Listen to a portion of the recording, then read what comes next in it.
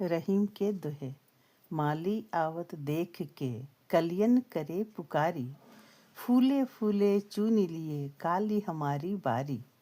जब बाग में माली को आते हुए कलियां देखती हैं तो कच्ची कलियां डर जाती हैं और मानो पुकार उठती हैं। यहाँ माली काल अर्थात मृत्यु और समय का प्रतीक है और कलियां कच्ची आयु या जीवन के आरंभ का संकेत है। जो फूल पूरी तरह खिल चुके होते हैं, माली पहले उन्हीं को तोड़ लेता है। तब कलियां सोचती हैं कि अभी तो बड़े फूल तोड़ लिए गए, लेकिन अगली बारी हमारी ही है।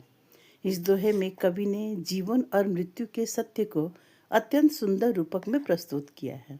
बाग जीवन है, माली काल या मृत्यु है, कलियां और फूल मनुष्य हैं।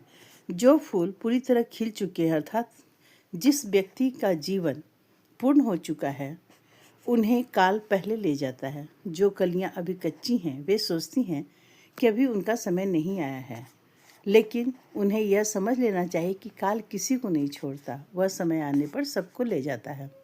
यह दोहा हमें यह शिक्षा देता है कि मृत्यु केवल वृद्धों के लिए नहीं है। जीवन क्षण भंगुर है, इसलिए मनुष्य को हर समय सत्कर्म, भक्ति और सदाचार में लगे रहना चाहिए।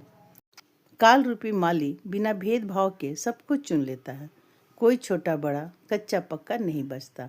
इससे जीवन को व्यर्थ न गंवाकर सदुपयोग करना चाहिए। रहीमन वे नर मर गए जे कछु मांगन जाहि, उनते पहले वे मुए जिन मुख निकसत नाही। रहीम कवि कहते हैं कि जो लोग दूसरों से कुछ मांगने जाते हैं वे आत्मसम्मान खो चुके होते हैं, इसलिए वे जीवित होकर भी मृत के समान हैं। लेकिन उनसे भी अधिक मृत वे लोग हैं जिनके मुख से कभी देने के शब्द नहीं निकलते, अर्थात जो कंजूस और निर्दयी होते हैं और मांगने पर देने से इनकार कर देते हैं।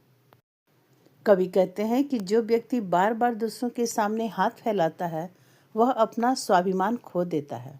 ऐसा व्यक्ति जीवित होते हुए भी मृत समान माना जाता है, क्योंकि उसकी आत्मिक गरिमा नष्ट हो जाती है। लेकिन साथ में कवि यह भी कहते हैं कि उनसे भी अधिक निंदनीय वे हैं जो किसी की मांगने पर इनकार कर देते हैं। धन्यवाद।